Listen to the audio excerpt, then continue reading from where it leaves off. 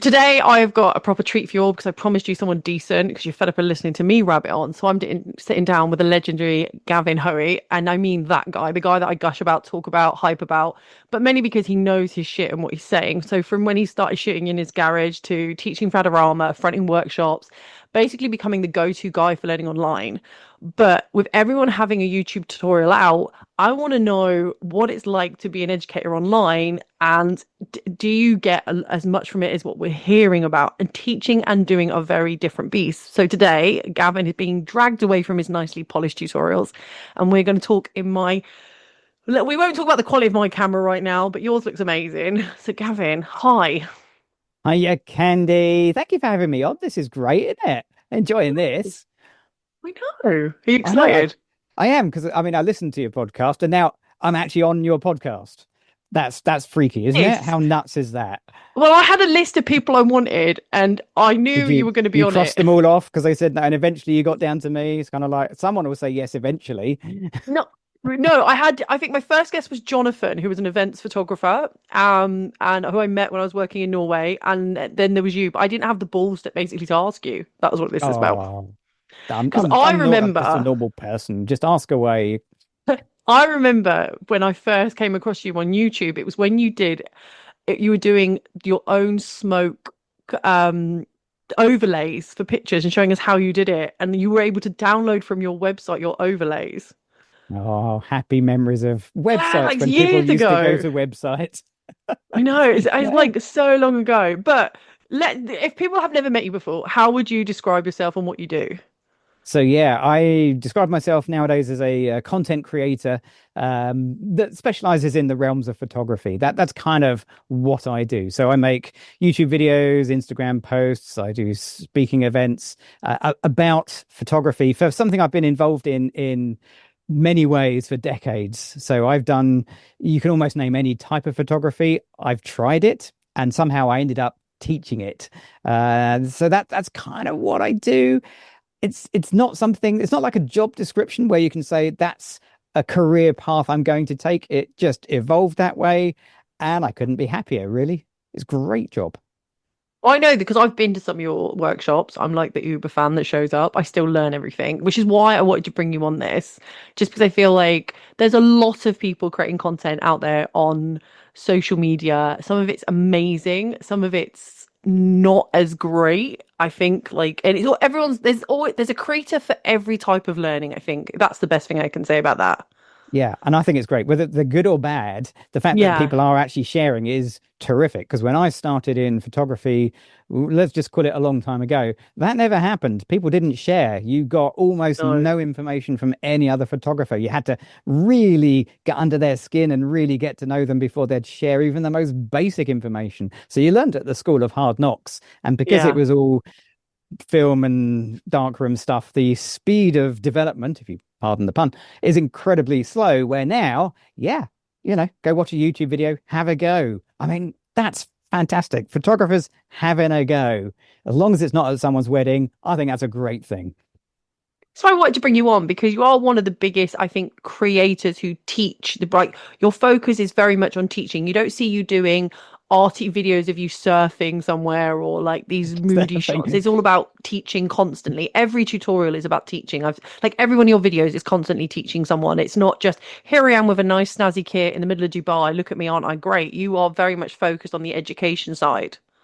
Yeah, I'm not really a fine art videographer. You're not going to see long shots of me walking slowly against bad weather and beautiful sunsets. That's never going to happen. I mean, I'd love to. That would be really good, but it's not really what I enjoy doing. And I'm lucky enough that I can actually do what I like rather than what I have to do. I mean, that may change, but that's the way it's been for quite some time. So I enjoyed teaching. I enjoy watching people get a little kind of spark of, aha, I didn't know I could do that, or that's how that happened. I think that's way more exciting for me personally than that lovely moody, yes, going to Dubai, going to the sand dunes. It's great. But if I'm going to do that, I would then teach you how to keep the sand out of your camera.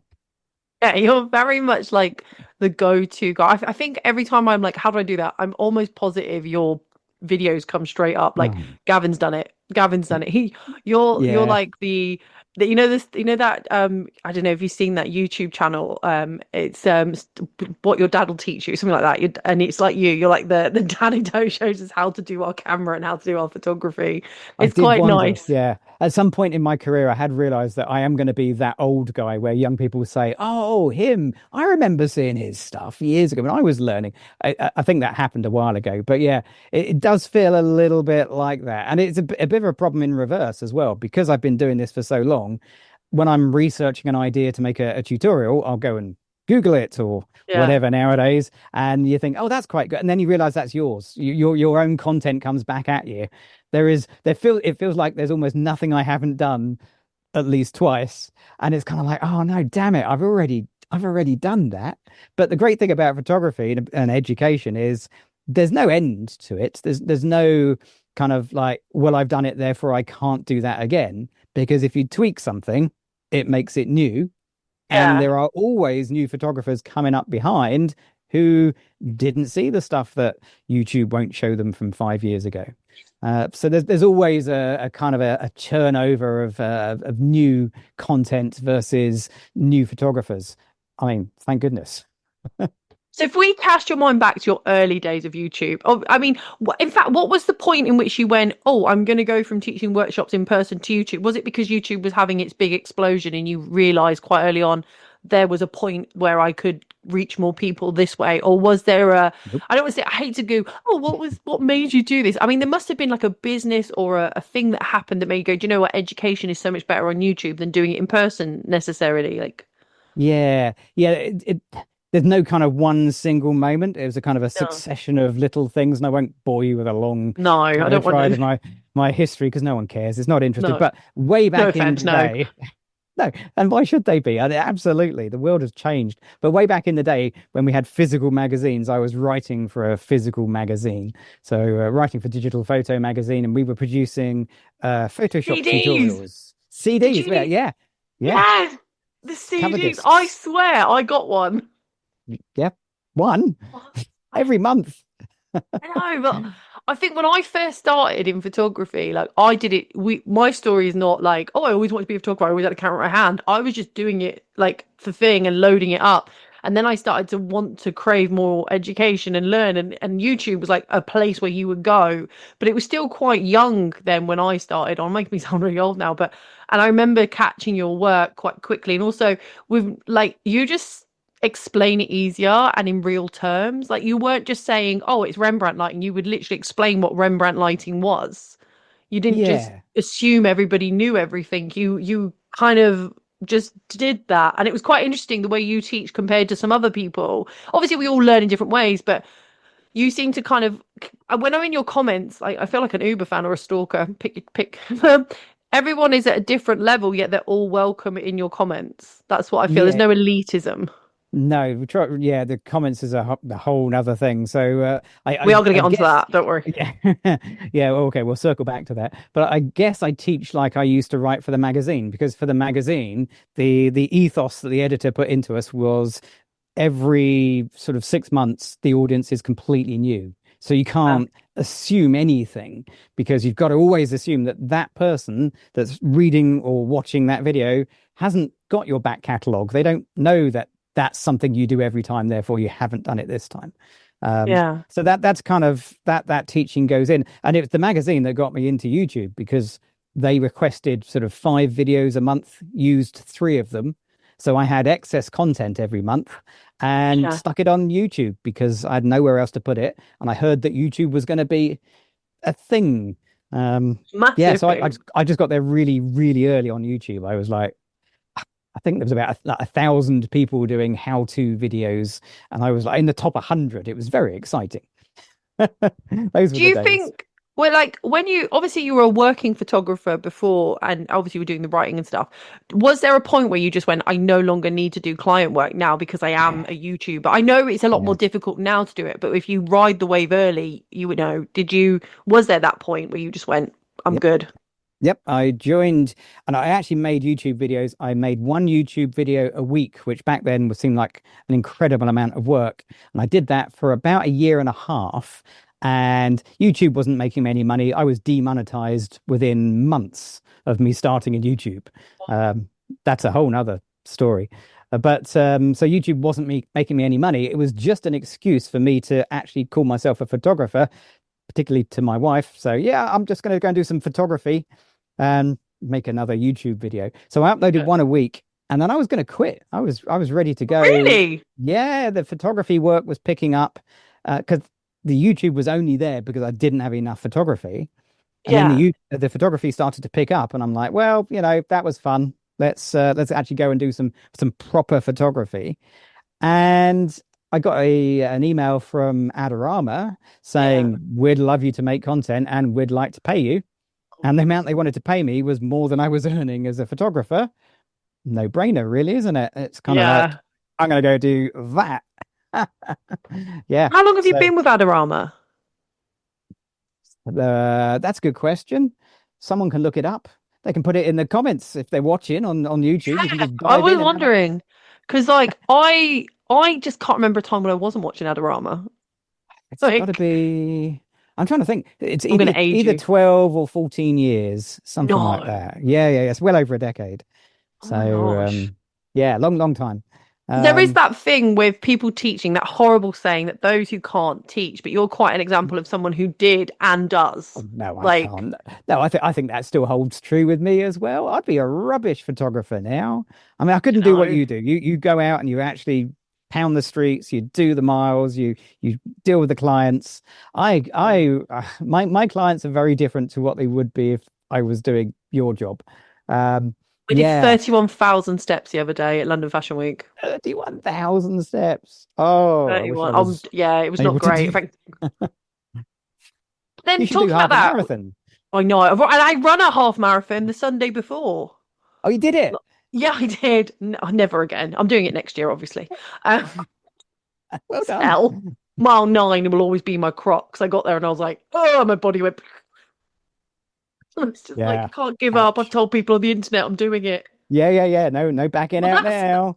That brings me to that point, though. You say that clients want different results, but audiences, I mean, I will say I've never seen any negativity in yours, but it is a big thing in YouTube, and particularly if you're teaching. And I will say it's quite prevalent in photography that there's always a troll, a douchebag, in my opinion, like a little twat, who sometimes comments, and I don't know if it's Dunning-Kruger or they generally are a bellend.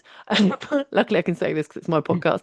I was just wondering, how have you obviously you've experienced that. I don't mean obviously, but I think everyone on the internet has at this point. But how do you make content that keeps them engaged, but not those people in particular, but also how do you combat the knobbers? Like, it's a very... So this is going to sound bad, but this is my philosophy. It's a philosophy I've taken from many, many years ago. And every time you get that person, I kind of go into the mindset that this is not a democracy. This is China. This is North Korea. If I don't like something, it's out. And it's it's pretty, I mean, it's rare I actually get to that point, but it's not unusual. It happens quite often. Yeah. But that is hugely empowering. If you just have to think, oh, I've got to sit there and answer that. No. Look, if you're going to be rude about my wife or my photography, go to battle for your wife or my model or anything like that. Anything that is just no, that's gone. You're out of here. And nasty banning, that's fine. The fact that someone can come back with another account doesn't matter. It's that empowering nature of this is my realm. If you don't like what I'm saying, I can make it easier for you. Your own guillotine, you behead them. Like you're at. And it sounds dreadful because that's not me at all. But there are that. I think it's quite prevalent on the internet now. You got to do it. Otherwise, they will get to you. I can have one bad comment on a video and I can not see the 50 amazing comments because that's the one you can see. So if it's so a criticism true. of the art, if you like, that's fine. That's okay. If it's a criticism of people that are in my video or something just out and out rude, then gone. I get a lot of weird stuff about my hair, bizarrely, in my YouTube, and I just start deleting them because I'm like, you're not talking about my work, which you can by all means say it's naff, but you're talking about my hair. What's my hair got to do with my camera? And the fact it now matches. Oh, nice. Oh, look at that. Yeah, cool. Yeah, if you're watching the Accessories. audio only version, you have to accept our word Oh, that it now matches. yeah, it matches. It's got a Yeah, silicone case on it. Andy now has black hair Yeah, yeah, with a Nikon stuck on the with side. yeah, Nikon stuck on the side. Yeah, so I don't actually moderate the comments on Adorama. So that's one of the advantages of working Yeah, for a large company is they moderate the comments. It's both good and bad because someone actually physically moderates them. So the video comes out and I'm sitting there waiting for the comments because you got to get on it straight away. yeah. And there's none for ages because there's literally a person going, that's okay, no, no, yes, I fine, like no, that. yeah. But do you want an exclusive to what the most No. most banned comment is? It's a one word. Can you guess what the one word comment that they ban the most is? Is it? No, go on. Boobs. Boobs. That's it. Yeah. Apparently, according to my Adorama colleagues, Is that just some teenage boy just writing? I think maybe. What did I did a live stream and I get people trying to get me to say Norfolk and chance. Uh, Say it long, yeah, uh-huh. right. Yeah. I know. I get it. Yeah. Oh, but I don't. I have. I've never live streamed really on my YouTube channel. My YouTube channel is absolutely tiny infancy, but I get a lot on, say, if I have more on my shorts, so they're now being deleted because some of them are for some reason they're completely unrelated as well. There's just someone just spouting stuff, but I get a bit on Instagram, like a bit on Instagram. I had a photographer who basically ripped apart my model and then tried to say it was funny. And I'm a feisty person. So I just said, explain the joke to me. And then I made it a reel and went, can someone explain this joke to me? Because I can't get it. That's the way to handle it, isn't it? Yeah, yeah. Because it happens. I tell this story like where I've actually had someone say to my face something really horrible at a photo show. So my work was on the wall at a gallery and it was at the photo and video show years ago. And I'd gone with a friend who was like a proper hype girl and we'd gone in and there was these two I say gentlemen, let's just pretend they were in front of my picture. It was a picture of a guy and I and they were talking about how great the lighting was, and I was really proud because I spent ages, probably watched loads of your YouTube videos. I was in and I was like, look at me. I did a beauty dish. I was so proud I put a beauty dish and a grid on. I thought putting the grid on made me a pro. I was like, look at me. And I think it was like a free light setup, the biggest I'd done, and I put it in and it got on this gallery. And these gentlemen were listening, and my friend was such a hype girl. We were behind them, and I was just waiting for them to move so I could get a little picture. And the guy, my friend, they turned around, it's a really good pitch, blah, blah, blah. My friend butted in like she does and went, oh my God, my friend took those. That's her. And they turned around, they looked at me and they went, did you F the model? And I was like, what? You've just told me how Wow. great my work is. And now you want to know if I had sexual relations with the model. If I was, and then I was like, I was just so taken back. My mate went, ew, like that. And I was like, what? And they went, because you definitely didn't take that because he likes you. And I Wow. yeah. No, Yeah. just for info, I did not. Just for info. I mean, we're all thinking it. Obviously, that's I think every time I look at a picture, I go, definitely that one. Definitely did that one. It's mad. It's mad. It's just as I think the Mhm. Facebook groups are the worst, though, aren't they? We can all agree Facebook has a certain level of trolling that is insane. I don't go on Facebook. It's I mean, I'm on Facebook, but I definitely don't do anything to do with photography groups on there. I Um, have one for my page, but real me is not on the internet. Just no, not. real me is not on the internet either. This is all a facade. I Yeah, think if real you, I'd hence be the name. hiding in the corner. Yeah, Yeah, I don't awful. use it, but yeah. So I know I mean, have you ever considered doing a video that you know will get the trolls riled? I'm not saying you're click chasing or clout chasing, but have you ever gone like you put a video up and gone, I know this is going to bring them running. I can hear the hordes, like I can hear the orcs challenging me. Yes, and at the same time, no. So No. obviously, I work for a brand and work with many brands.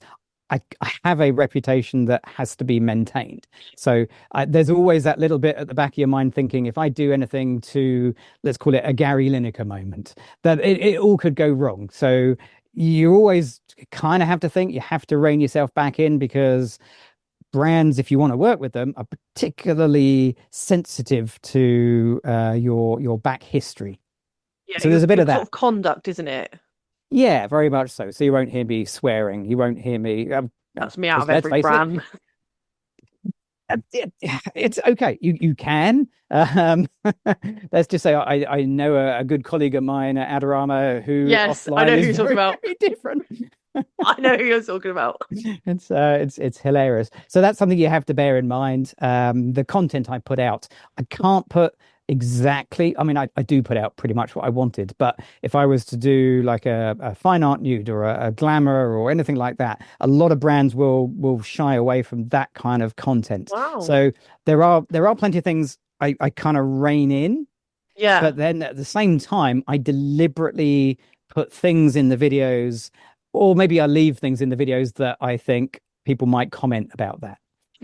But you, Yeah. just to go back to what you do, you also are not just a YouTube. I hate to just put that on you, but you also teach workshops. But how different is it teaching with a live audience as opposed to perhaps a fake audience that you don't know? Like, Mhm. how do you keep it going on a tutorial when there's nobody there, but you've got to pretend there's people there, as opposed to when there's people there? Yeah, I mean, if you ever come and watch, and let's be honest, there is no audience, but if there was an audience for watching me film a video pre-recorded photography session turned into a YouTube tutorial, you come away at the end of it and think, well, what the hell was what was that? Because it's just a mess. It's nothing's filmed in sequence. Nothing really makes sense. There's no beginning filmed. There's no ending done. It's kind of the photos are never seen, at least not properly. So there's I really do feel for the models if I've not worked with them before. If they've come on a filming day and they're just thrown in at a deep end, they must go away thinking, well, that was a pile of rubbish. What was that all about? Because everything happens in the edit. It all comes together, and there's plans. I have worksheets and plans, so I know where I'm going, but it's a right mess. Live doesn't work that way. Live is No. live. You've got to start at the beginning and end at the end, and everything in the middle is whatever happens. There is an audience with that, but I don't see the comments. I can't concentrate on the photography and what I'm saying, which does take some work, and what the audience is saying at the same time. So I'm lucky that You have a team, don't you? You have your I have my team. little team in the background shouting out comments, but that is a curated comments. So I'll often look across and see them sniggering at comments. And I'm like, what am I missing? I Yeah. want to know. What is I it? love that your team, like, I know that your wife and daughter are like your team. I love that everyone knows the Hoey family is like, that's the team. And then even in the comments, like, I mean, I've caught a lot of your live streams. I'm sometimes in them and you get people like talking and they want to check up on how everyone's doing. It's like a proper little, like, extended friendship. I know, like, there's not real friendship because, you're on the one screen and they're like wherever. But people come from all over the world just to ask how your wife and daughter are doing, Yeah, aren't I they? know, which isn't that just the sweetest thing? Look at when you put her graduation picture up. We were all like, congratulations. I should do more of that. Honestly, I think I got more comments and things now. I'm It got to the point I couldn't proud. reply to anyone anymore. It's just like, lovely. But yeah, I mean that is sweet. But in person is great. I those are the bits I really enjoy. I love the in-person stuff because Yeah, it's all a little bit sanitized on the internet. I don't see the people. You don't get quite the feedback that you get in person. People wouldn't say things in person that they say in the comments, but also people will say things visually that you can't see in a comment. You can't see a yeah, joke in a comment when you read it. You yeah. can't There's no see that tone. nuance. That's the word, Khandie. There is no tone in Yeah, a live comment, but what you get in person is you can see them not getting what you're saying, or you can see them getting what you're saying, and that's terrific. I mean, the big stuff when you do the photography show and you've got 200-300 people watching, that's you might as well be doing a live stream. There's no connection as such, although you might hear laughter. I love a bit of laughter. If people are laughing, they're listening. That's always my theory.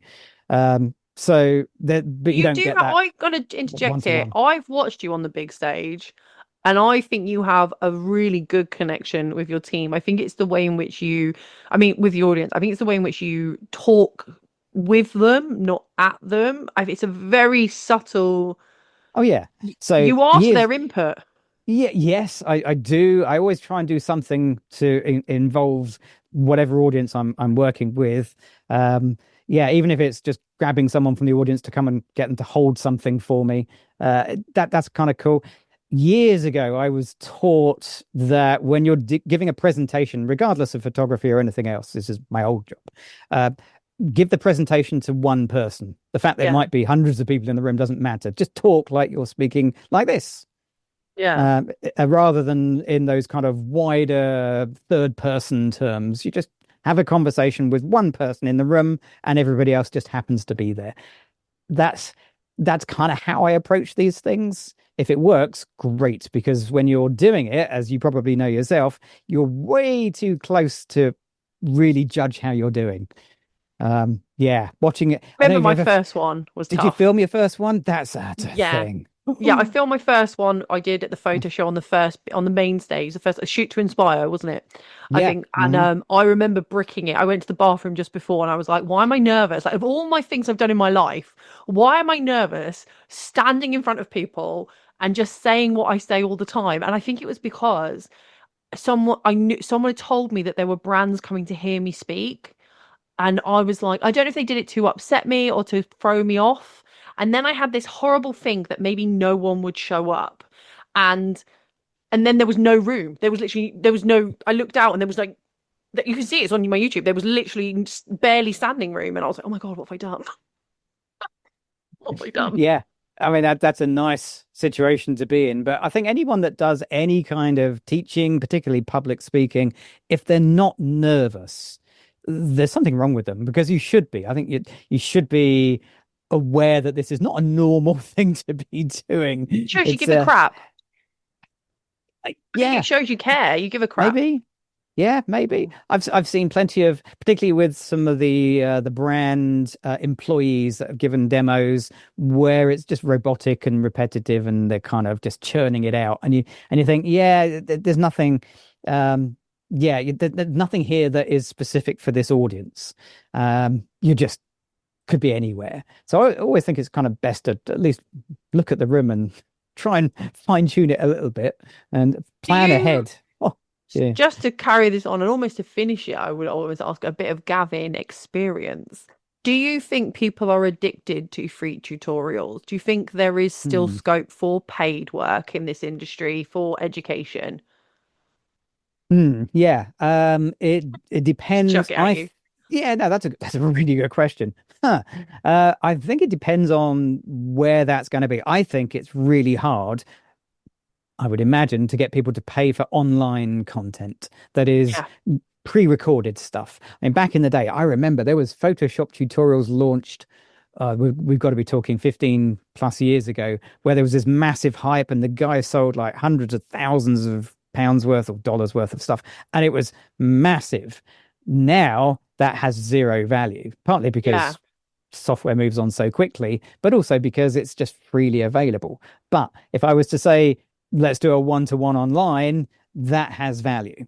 So I think that kind of pre-recorded stuff that is generic, there's always going to be somebody who needs it, but its value is very much reduced. Whereas if it's going to be something that's more bespoke or small group, then that definitely has value.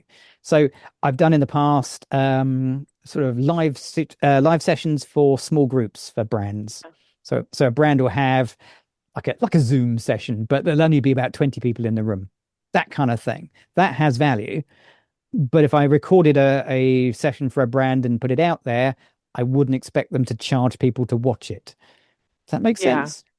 I mean, I've Yeah. paid to go in on sessions, but I've also paid for one-on-one. I see a lot of value in person more than I see jumping online to watch someone, I don't know, just do a portrait session and I'm just watching. I like that interaction. Yeah. So, Gavin, just because I want to wrap this up, because this is like, and when I'm going to interview another time, I've definitely decided on something a little bit more. So you'll watch out for that one if you agree to it. And I'll probably see you at a certain thing that we might be putting you in for. But if someone said to you, I want to be the next Gavin, like they're not going to be you. Let's be honest. You are a secret source. But if they wanted to be like, get onto this YouTube or in fact, just educate, like offer of it, would you say go for it or run a mile or perhaps say, okay, you need to plan. You need to know what you're offering because I know if I put in how to shoot headshots, there's like 90 million tutorials. Yeah. Yeah. No. If somebody said they want to be the next me, that's impossible. That you can't be No. me. And I don't mean that in a big headed way. I mean, if I said I wanted to be the next Khandie, that's impossible. I can't be you. I'm not you. That doesn't work. Yeah. I mean, I could dye my hair, but that would be about it. There's nothing else that you can replicate. I don't have a business model that you can go and replicate. I don't have a style as such that is Yeah. kind Do you of think they could do it? unique Do you to think there's me. still scope to be an educator on YouTube? Oh my God, yes. Yeah, I thought so. Absolutely. Oh yeah. Just go Look, do it. there is a scope for everybody to learn because everybody learns from somebody else. There are plenty of people who will learn nothing from me ever because I'm not the right person to teach them. There are people that will learn from you who won't learn from me, and vice versa. Look, uh, example, I've got a broken heat pump in Yeah. my boiler at the moment. No central heating. Went on YouTube. I watched about 3 or 4 videos until I found one that actually resonated with me and went, yeah, that's me. I can do that. That's my level. That that's it. There is no easy one size fits all with education. I mean, good. I love it. Imagine if there was. It'd be really boring, wouldn't it? I'm going to leave it here now because I think I like the fact that you've just said, just go for it. That's very much your personality. I think you are a very good, and I know I'm just a nobody, but a very good educator, but also a nice sort of barometer in where the twat scale in photography education sits. You are Where am I? if you That's you're at the top, if you're not at the Gavin level, you see, you for the people mate, you're listening, out. they won't know where you're reaching. You've got Oh, to so think you're about the like listener. top level, like sunshine every day, happiness. I have seen you when you have subtly been annoyed at something, but your face and your mannerisms do not let it show. Oh, You are a really? consummate professional. Meanwhile, I'm giving the side eye and you're like smiling at me, and I'm like, But guillotine. we are not doing brain surgery. We are not saving lives. We are not doing anything that's going to change the world other than make people happy. So if someone's not happy, let's find someone that Okay. is. And where can everyone find you, Gavin, just before we do this outro? Probably the best place is YouTube. Just search for my name because I'm all over the place. Adorama is my main port of call there. So head over to Adorama. If you're on Instagram, that's my other place. The Gavin Hoey is my username. Please don't ask me why it was the Gavin Hoey. I didn't. That's another story. We'll come back to that one. So that's where you can find me on Instagram. All the links, as the cool kids say, in the description everywhere. Yay, right. I'm now going to end this. A super quick outro for you all. If you have enjoyed this, please consider subscribing, following along wherever you listen to us, be it on the YouTube, where you can watch the video of Gavin and I, on Spotify, Amazon Music, where else we watch, Apple Music, wherever. But yay, and be sure to check out Gavin himself. He's an absolute legend. But this has been The Loud Lens. I have been Khandie. He was Gavin Hoey. See you all soon.